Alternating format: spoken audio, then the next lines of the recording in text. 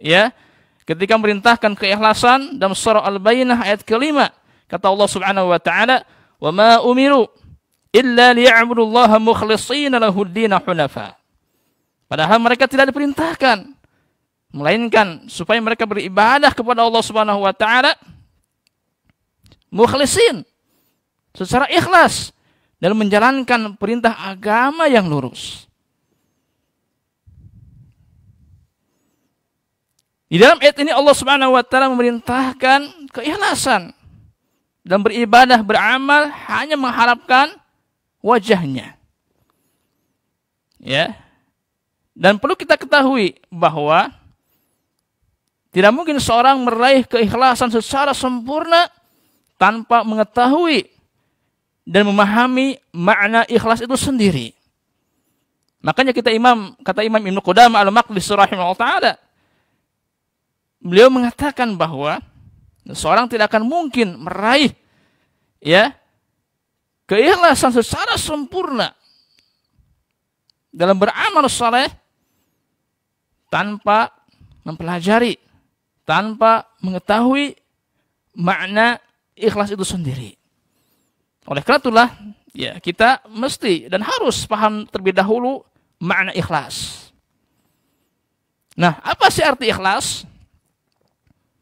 Yang pertama adalah memurnikan niat suatu amalan hanya untuk Allah Subhanahu wa taala semata. Yang kedua adalah tidak mengharapkan pujian, sanjungan manusia dari amalan tersebut. Yang ketiga adalah kesamaan antara sesuatu yang tampak dan antara sesuatu yang tersembunyi. Kesamaan antara lahir dan batin. Yang keempat adalah mengharapkan balasan dari amalan tersebut untuk nanti di akhirat, bukan di dunia. Itulah makna ikhlas. Nah, timbul pertanyaan, meniatkan ikhlas di dalam hati, apakah mudah atau susah?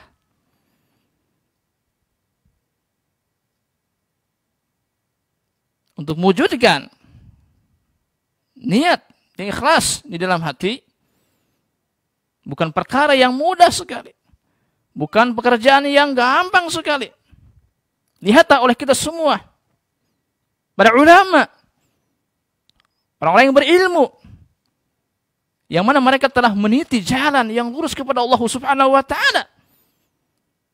Akan tapi ternyata mereka pun merasakan dan menegaskan bahwa sulitnya ikhlas dan berat untuk diwujudkan di dalam hati manusia.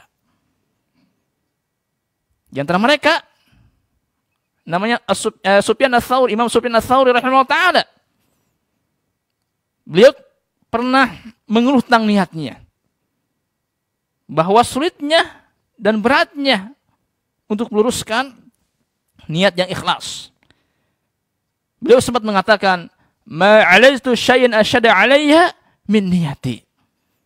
Tidaklah aku mengobati sesuatu yang lebih sulit, lebih berat daripada mengobati niatku ini.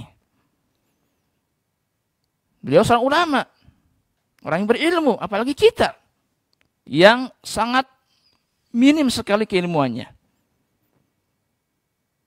Nah, mengapa sih untuk mewujudkan niat yang ikhlas berat dan sulit sekali? Di antaranya itu karena hati manusia selalu berbolak-balik. Hati manusia itu kadang hitam, kadang pula putih. Kadang bersih, kadang kotor.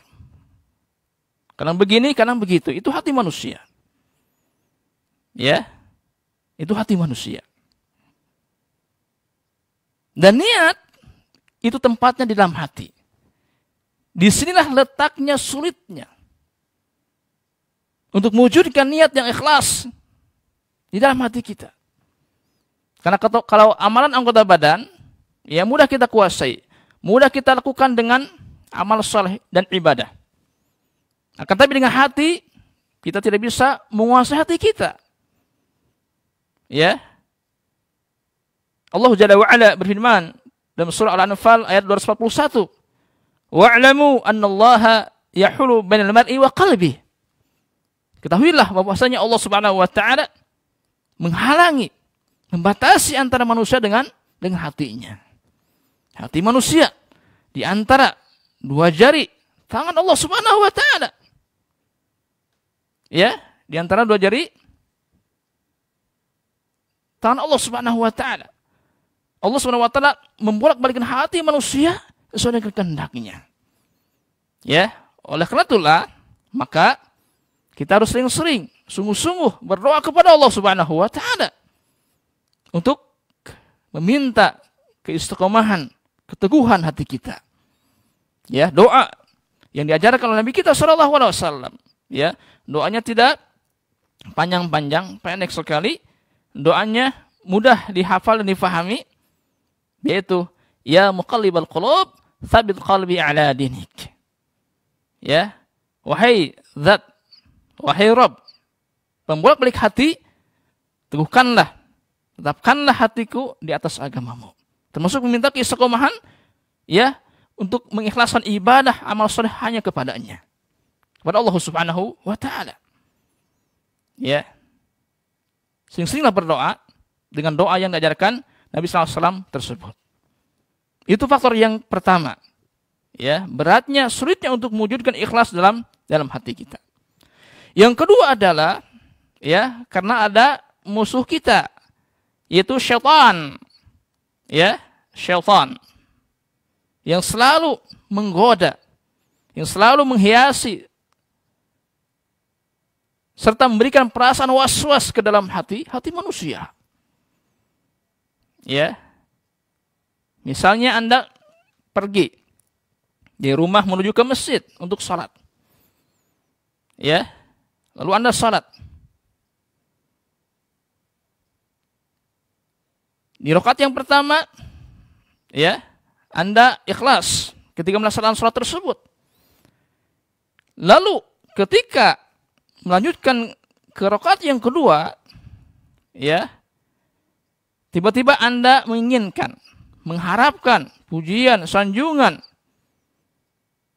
perhatian dari orang-orang yang ada di sekitar masjid, misalnya. Maka hati-hatilah, itu adalah godaan syaitan. Ya, was-was syaitan. Ya.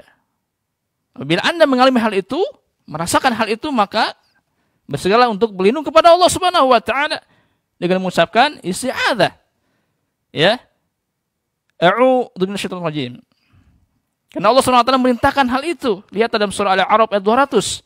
Kata Allah Subhanahu wa taala, "Wa imma yanzaghannaka minasyaitan nazghun fasta'idz billah." Apabila kamu ditimpa was-was, godaan syaitan, fasta'idz billah. Maka berlindunglah kepada Allah Subhanahu wa taala dengan mengucapkan isti'adzah. Itu faktor yang kedua. Faktor yang ketiga, ya, yang menunjukkan sulitnya dan beratnya untuk mengikhlaskan niat di dalam hati kita adalah adanya dorongan hawa nafsu, syahwat yang senantiasa menyuruh kepada kejelekan. Ya, maka solusinya adalah kita harus mengenyahkan pertimbangan-pertimbangan kita, memotong kerekusan terhadap dunia serta mengikis, ya, dorongan syahwat tersebut. Yang kedua adalah tuntutlah dan pelajarilah ilmu syar'i. Ya, karena kata Ali bin Abi Thalib radhiyallahu anhu, beliau pernah mengatakan bahwa apabila, ya, hati kita dihiasi, dipenuhi dengan ilmu, maka hati kita akan bersih. Hati kita akan sehat. Hati kita akan selamat. Dari apa sih? Dari berbagai macam penyakit hati. Terutama penyakit syubhat dan syahwat.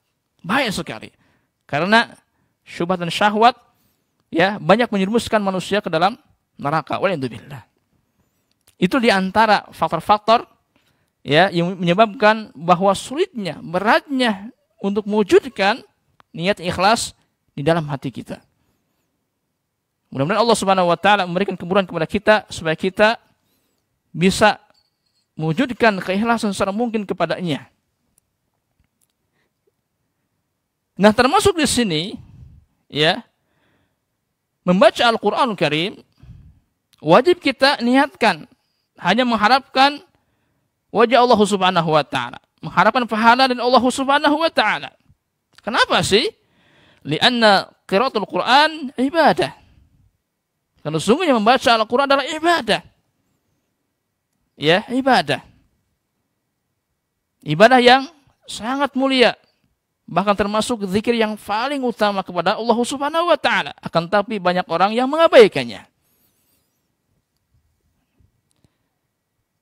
Ya, dan ibadah wajib, mesti ditujukan kepada Allah Subhanahu wa taala. Karena ibadah adalah hak Allah Subhanahu wa taala. Tidak ada yang memiliki hak diibadahi kecuali Allah Subhanahu wa taala sesuai dengan namanya. Ya, sesuai dengan namanya. Apa arti Allah? Masa gak tahu? Allah yang kita ibadahi, Allah yang kita sembah, masa kita gak tahu? Ya. Syekh Fauzan hafizahullah taala beliau menjelaskan bahwa Allah artinya al-ma'luh, hubban wa ta'ziman. Allah artinya al-ma'luh, yang maha diibadahi, hubban wa ta'ziman, yang penuh dengan rasa cinta dan pengagungan. Itu makna Allah. Oleh karena itulah maka tidak ada hak yang dimiliki, tidak ada hak yang melebihi hak diibadahi. Dan tidak ada hak yang dimiliki Allah Subhanahu wa taala kecuali hak diibadahi. Oleh karena itu maka kita katakan la ma'budu bihaqqin illallah. Ya, tidak ilah yang berhak disembah dengan sebenarnya kecuali Allah Subhanahu wa taala semata. Ya. Jadi, membaca Al-Qur'an merupakan ibadah yang sangat mulia sekali. Ya. Lihatlah ketika Allah Subhanahu wa taala memberikan balasan dari pahala bacaan Al-Qur'an Karim. Banyak sekali, besar sekali.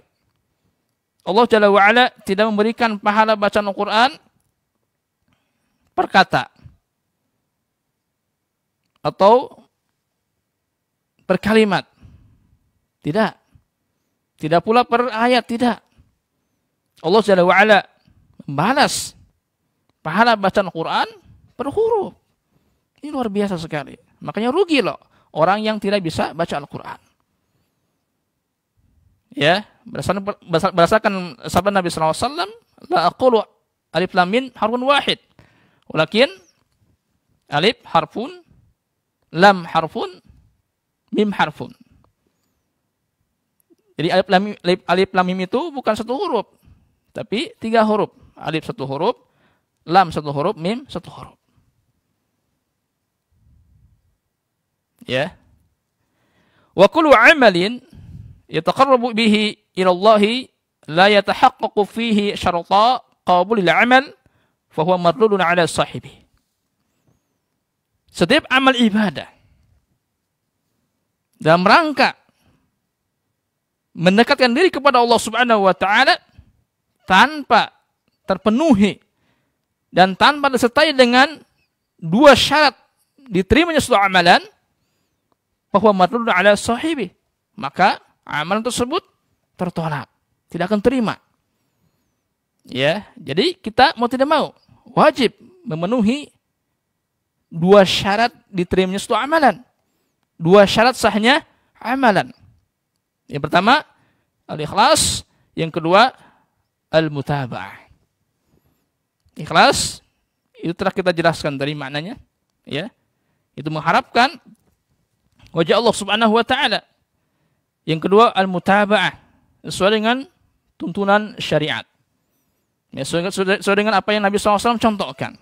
Itu mutaba'ah. Ini keharusan, kewajiban bagi kita dalam setiap amal ibadah kita. Ya, tanpa ikhlas, meskipun ya ibadahnya mutaba'ah, sesuai dengan tuntunan syariat, sesuai dengan apa yang Nabi SAW contohkan, maka tetap ditolak, tidak akan terima oleh Allah Subhanahu wa taala. Ya, Nabi SAW bersabda, "Man 'amila 'amalan laisa 'alaihi amruna fa huwa raddun." Barang siapa yang melakukan suatu amalan yang tidak ada contoh dari kami, fa huwa raddun, maka amalan tersebut, ibadah tersebut tertolak. Demikian pula sebaliknya. Ya. Dia mutaba'ah ketika ibadahnya. Akan tapi tidak ikhlas. Ya, tidak ikhlas mengharapkan pujian, sanjungan, perhatian dari manusia. Maka ini pun tidak akan terima oleh Allah Subhanahu wa taala. Nabi SAW bersabda dalam sebuah hadis, "Innallaha la yaqbalu minal 'amal illa ma kana lahu khalisan wa yabtaghi bihi wajhu." Bahwasanya Allah Subhanahu wa taala tidak akan menerima suatu amalan kecuali amalan yang ikhlas, hanya mengharapkan wajahnya. Bagaimana kalau tidak ikhlas, tidak mutaba'ah, apa lagi? Ya, lihatlah ucapan Imam Ibnu Qayyim Az-Zawjiyah dalam Kitabul Fawaid ketika beliau rahimahullah taala memberikan nasihat yang amat sangat berharga dan penting sekali. Beliau mengatakan bahwa amalan yang dilakukan tanpa disertai dengan ikhlas dan mutaba'ah itu bagaikan seorang musafir yang bepergian dengan membawa bekal yang berisi pasir. Bekal tersebut hanya memberatkan saja, namun tidak membawa manfaat apa-apa. Ya. Nah, jadi ikhlas dan mutaba'ah wajib kita tanamkan dalam setiap amal soleh kita, amal ibadah kita kepada Allah Subhanahu wa taala. Hal ini diperintahkan oleh Allah Subhanahu wa taala. Lihat dalam surah Al-Kahfi ayat 110. "Faman kana yarju liqa'a rabbih faly'amal 'amalan shalihan wa la yusyrik bi'ibadati rabbih ahada." Kata Allah Subhanahu wa taala, barang siapa yang mengharapkan perjumpaan dengan Allah nanti di akhirat, maka syaratnya dua. Yang pertama, faly'amal 'amalan shalihan. Maka lakukan amal yang saleh. Dan ingatlah, pahamilah, disebut amal yang saleh bila amalan tersebut sesuai dengan contoh Nabi sallallahu alaihi wasallam, sesuai dengan tuntunan syariat. Itu disebut amal yang saleh. Itu syarat yang pertama. Yang kedua, wala yusyrik bi'ibadati rabbi ahada.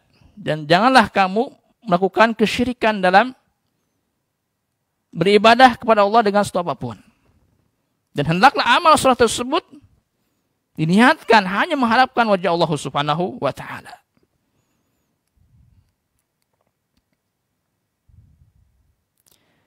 Qala An-Nawawi rahimahullah taala. Imam An-Nawawi telah berkata, "Fa awwalu ma yu'maru bihi ayal qari' al-ikhlas fi qira'atihi. Wa an yurida biha wajha Allah Subhanahu wa taala wa an la yaqsuda biha tawassulan ila syai'in siwa dzalik." Imam An-Nawawi rahimahullah taala berkata, maka yang pertama kali diperintahkan kepada seorang qari, seorang pembaca Al-Quran, adalah al-ikhlas fi qiraatihi, keikhlasan dalam membacanya. Ya, karena ikhlas ini merupakan dasar, pondasi dari setiap amalan. Yaitu dengan cara hanya menginginkan dan mengharapkan wajah Allah Subhanahu wa taala dan sama sekali tidak menginginkan sesuatu selainnya. Ya. Wa hadzal ladzi qalahu An-Nawawi sahih. Ya. Dan apa yang diucapkan oleh Imam An-Nawawi ini adalah benar sekali. Ya. Kenapa sih beliau rahimahullah taala mengatakan bahwa yang pertama kali diperintahkan kepada seorang qari adalah keikhlasan dalam membacanya. Fa inna minal qurra man yabtaghi bi qiraatihi sarfa anzarin nas ilaihi wal iqbal ala majlisihi. Karena sesungguhnya ya di antara para qari, di antara para pembaca Al-Qur'an, ada yang membaca Al-Qur'an dengan tujuan dan maksud agar perhatian manusia tertuju kepadanya. Riya. Ya, ini riya. Wal iqbal ala majlisihi. Ya, dan supaya mereka mendatangi majelisnya, lalu mereka menyanjungnya, lalu mereka menghormatinya, memuliakannya. Nasallallahu as-salama wal afiyah. Ya, kita mohon kepada Allah Subhanahu wa taala keselamatan dan sifat ifah dari hal itu tersebut. Ya, jadi banyak sekali jemaah sekalian para qari yang mengharapkan ketika membaca Al-Qur'an ya dengan harapan pujian, sanjungan dari manusia. Ini adalah riya. Ya, tidak boleh. Ya. Lihatlah jemaah sekalian, waqafal qari zajran an ya'lama uqubatan man ta'allama al-Qur'an likay yuqal qari. Lihatlah, cukuplah sebagai peringatan bagi qari tersebut ya, yang mengharapkan pujian dan sanjungan dari orang, dari manusia. Ya, an ya'lama uqubatan, agar dia mengetahui uqubah, hukuman nih, siksaan bagi orang yang mempelajari Al-Qur'an, akan tapi dengan maksud dan tujuan ingin dikatakan sebagai qari. Jadi belajar Al-Qur'an tapi ingin disebut sebagai qari. Ya. Ingat, kita belajar ilmu ya murni ya untuk melaksanakan ibadah kepada Allah Subhanahu wa taala. Karena Allah merintahkan hal itu. Kita belajar ilmu untuk diamalkan. Ya, untuk diamalkan. Karena ilmu bukan tujuan utama. Ilmu bukan target utama. Akan tapi ilmu adalah sarana wasilah untuk sampai kepada suatu amalan, karena beramal wajib didasarkan pada ilmu. Kita mempelajari ilmu untuk menghilangkan kebodohan dari diri kita dan dari orang lain. Ya, kita mempelajari ilmu ya untuk menjaga dan melestarikan syariat Allah Subhanahu wa taala.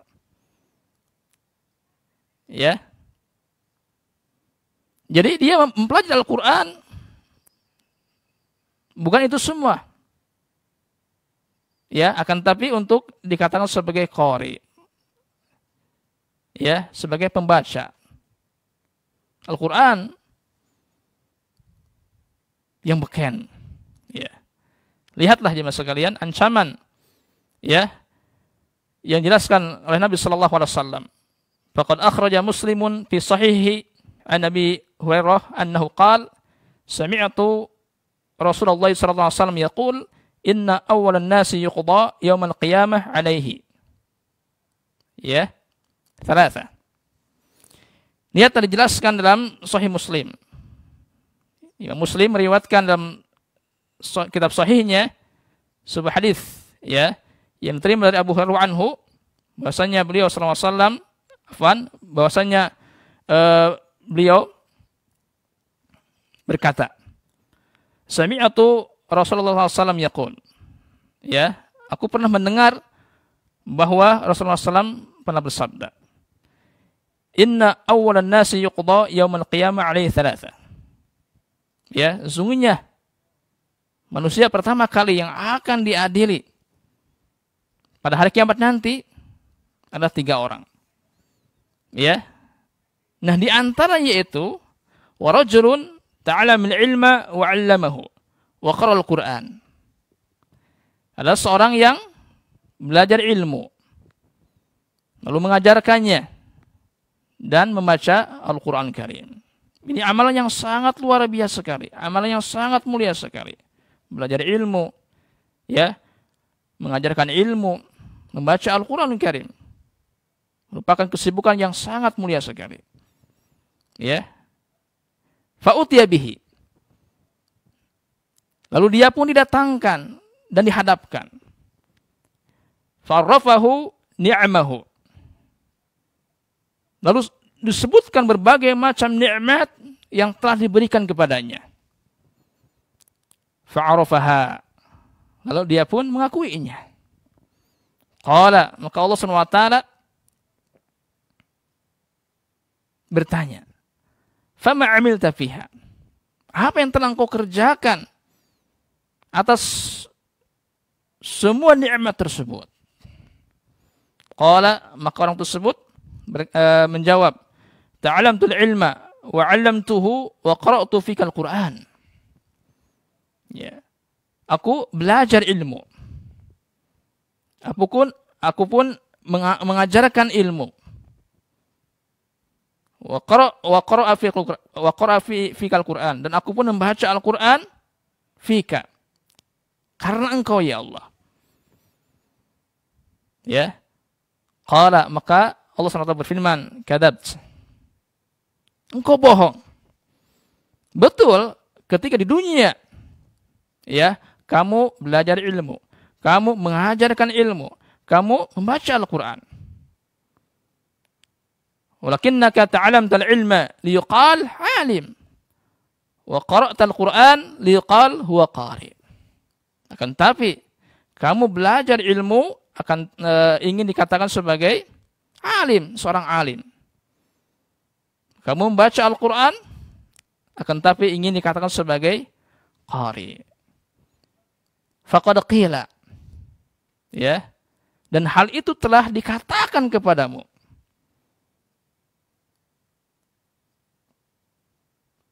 Pujian tersebut telah tertuju kepadamu. Ya. Lalu apa yang terjadi? Thumma umira bihi. Kemudian dia diperintahkan, fasuhiba ala wajhi, dan diseret di atas wajahnya hatta ulqiya finnar. Ya. Lalu kemudian dia dilemparkan ke dalam api neraka. Wal'iyadzubillah. Hadis ini memberikan satu pelajaran kepada kita semua. Ayuhal qari, supaya kita betul-betul hati-hati, waspada dari perbuatan riya seperti ini. Ya. Dan ketahuilah bahwa tidak ada sesuatu yang akan merusak dan menghancurkan amal ibadah kita kecuali kesyirikan kepada Allah Subhanahu wa taala. Baik syirik besar ataupun syirik kecil. Ya. Nah, inilah jemaah sekalian, hadirin yang dimuliakan Allah Subhanahu wa taala. Ini adab yang pertama, ya, yang harus kita perhatikan ketika membaca Al-Qur'an Karim. Ingat, membaca Al-Qur'an Karim, niatkan, ya, ikhlas kepada Allah Subhanahu wa taala, bukan untuk disebut sebagai qari. Ya. Dan perhatikanlah, ya, di akhir kajian ini, pahamilah baik-baik, ya, jika ilmu dan amal telah kehilangan keikhlasan niat, ya, maka akan berubah dari amalan yang sangat mulia menuju kepada amalan,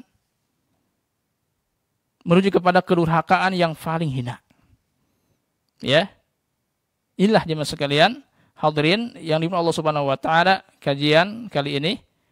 Mudah-mudahan Allah Subhanahu wa taala memberikan hidayah taufik kepada kita semua sehingga kita mudah sekali untuk mengikhlaskan ibadah kita kepada Allah Subhanahu wa taala, terkhusus dalam membaca Al-Qur'an Karim. Ya. Insyaallah di pertemuan yang akan datang kita akan membahas ya, adab yang kedua yang harus kita perhatikan dalam membaca Al-Qur'an Karim. Mudah-mudahan apa yang saya sampaikan bermanfaat bagi kita semua. Ya. Nasallallahu wal afiyah. Kita mohon kepada Allah Subhanahu wa taala keselamatan ya, niat kita supaya Allah Subhanahu wa taala selalu menjaga niat kita dalam beribadah kepadanya, ya. Ini yang saya sampaikan. Wa hadza sallallahu wasallam ala nabiyina Muhammad wa ala alihi wa sahbihi ajma'in. Wa akhiru da'wana walhamdulillahi alamin. Wassalamualaikum warahmatullahi wabarakatuh. Yuk belanja di Tarbiyah Sunnah Mart. Dengan belanja di Tarbiyah Sunnah Mart, Anda turut berpartisipasi dalam dakwah yang diselenggarakan YTS.